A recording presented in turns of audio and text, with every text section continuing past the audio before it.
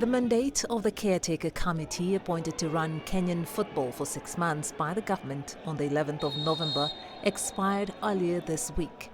In exercise of her powers, the Cabinet Secretary for Sports, Culture and Heritage, Amina Mohammed, put in place the caretaker body after disbanding the Executive Committee of the Kenya Football Federation.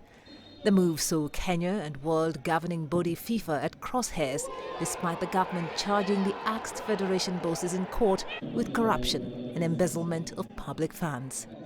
In my opinion, I think the Ryan started beating FKF after the 2019 AFCON. There was a scandal and allegations of the federation embezzling funds meant for the preparation and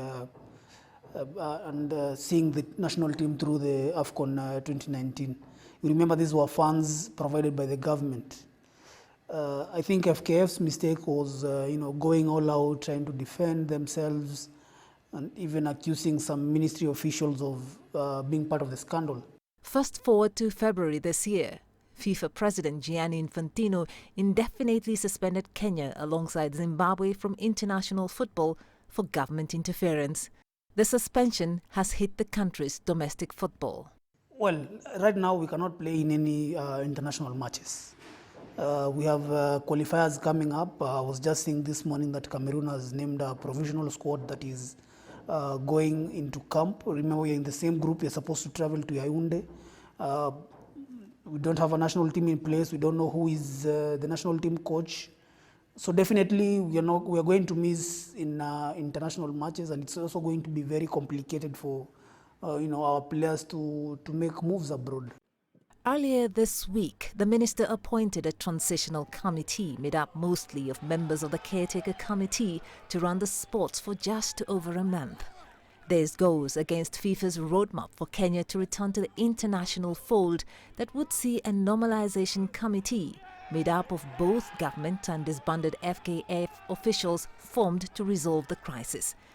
It has left the country now facing the bleak possibility of forfeiting its place in the 2023 Africa Cup of Nations qualifiers that kick off on the 26th of May.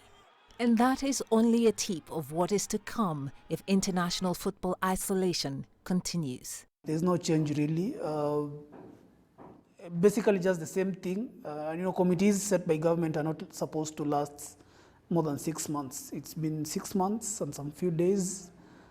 They're just trying to be smart and to find a way of still staying in power. 5 weeks is such a short time for them to achieve anything that they've not achieved in the 6 months. Besides the AFCON qualifiers, the FIFA suspension means Kenya's senior and junior national teams and its clubs cannot play at any regional, continental and global tournament. With the government and Zurich unwilling to budge, an uncertain future beckons. Kiruki, CGTN.